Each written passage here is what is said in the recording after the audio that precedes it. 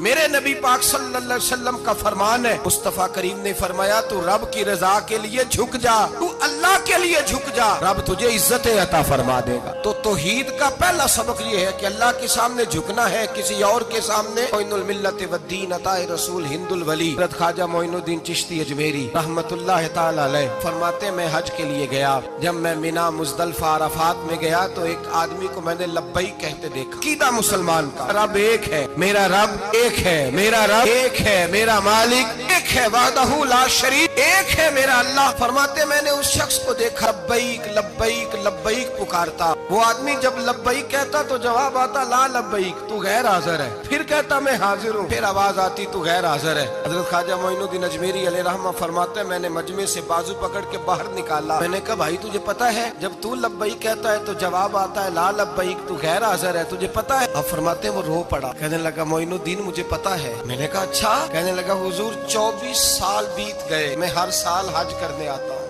یہ میرا 24واں حج ہے، ہر سال آ کے کہتا ہوں لبیک لبیک، میں مصطفیٰ کریم کا وسیلہ لیے حاضر ہوں، لبیک لبیک۔ یہ بے نیاز ہے، ہر سال مجھے کہتا ہے لا لبیک، تو غیر حاضر ہے، ہر سال کہتا ہے۔ خواجہ صاحب فرماتے ہیں اس کی بات سنی تو میرے وجود کے رونگٹے کھڑے ہو گئے۔ میں نے کہا پھر تو ہر سال آ جاتا ہے، ہر سال ہی آ جاتا ہے، 24 سال ہو گئے ہر سال۔ فرماتے اس نے توحید بیان کی تو میری چیخیں نکل گئیں، میدان عرفات میں کھڑے ہو کس نے توحید کا اعلان کیا تو میرا وجود تڑپنے لگا، آہیں اور سسکیاں نکلنے لگیں۔ کہنے لگا معین الدین ایک ہی تو رب ہے، یہاں نہ ہوں تو کہاں جاؤں، تو کوئی اور رب بتا دے میں وہاں چلا جاتا ہوں، اب ہے ہی ایک، کہیں اس کے دروازے پہ رکھے تب بھی ٹھیک ہے، نہ رکھے بھی اس کی بے نیازی ہے یہی، کہاں جاؤں، اس کے دروازے پہ جھکوں، یہی میرا مالک، یہی میرا خالق، یہی میرا رازق۔ خواجہ صاحب فرماتے میں وہاں کھڑا تھا، عاطف غیب سے آواز آئی معین الدین تو پیچھے ہٹ جا، یہ میرا اور میرے بندے کا معاملہ ہے، تو اس کے بیچ نہ آ،